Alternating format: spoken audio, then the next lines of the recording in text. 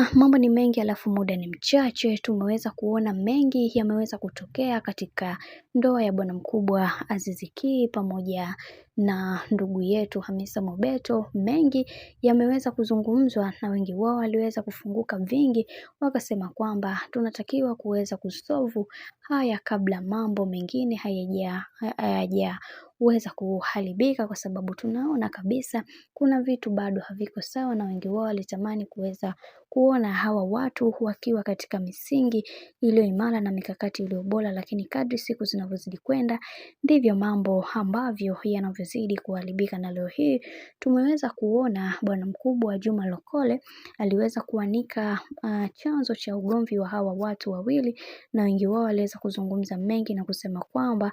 bibi Hamisa Mobeto hakuwa anampenda huyo jamaa, bali alikuwa naye kwa ajili ya maslahi yake yeye kama yeye. Sasa uvumilivu umemshinda, kinachofanya aendelee kumfanya mwenzie ajihisi sio bora ni kitu gani. Sasa leo hii ukweli wote umeweza kubainika kuhusiana na haya ambayo yanayoendelea kwa sasa, kwani Juma Lokole alichoweza kukisema ni kwamba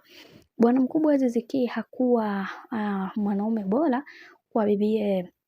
Hamisa Mobeto kutokana na mambo mengi ambayo yaliweza kutokea katika maisha yao, na wengi wao walikuwa wanaona kikili za Hamisa Mobeto na Azizi Ki, lakini kitu ambacho kilichoweza kuzungumzwa ni kwamba kuna mambo mengi Hamisa Mobeto amekuwa akiyafanya kwa siri pia, na Azizi Ki amekuwa akifanya mambo mengi kwa siri, jambo ambalo kama wanandoa hawastahili kabisa kuweza kufanya haya yote, lakini wao waliweza kufanya. Na kibaya zaidi, Hamisa Mobeto aliona kuna vitu ambavyo kwa upande wa mwenzake havijaweza kukaa sawa, na hapo ndipo alipoweza kumuita na kumwambia tunatakiwa kusolve matatizo yetu kabla mambo mengine hayajaanza kuharibika, kwa sababu sisi ni watu wazima na pia tunajielewa na tunajua ni kitu gani ambacho tunachokifanya. Tukiendelea na hizi drama ambazo tunazozifanya zitakuja kutukosti katika maisha yetu na kwa watoto wetu ambao tutakaoweza kuwazaa. Lakini bwana mkubwa Azizi Ki aliweza kumuignore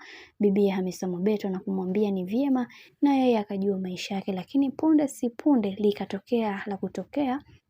Hamisa Mobeto akasikia kwamba Azizi Ki anatangaza ndoa, anataka kuoa mwanamke mwingine. Hili jambo lilimuumiza sana Hamisa Mobeto, na mengi aliweza kuzungumza na kusema kwamba kiukweli siku hiyo sikuweza kulala, niliumia sana, na mwishowe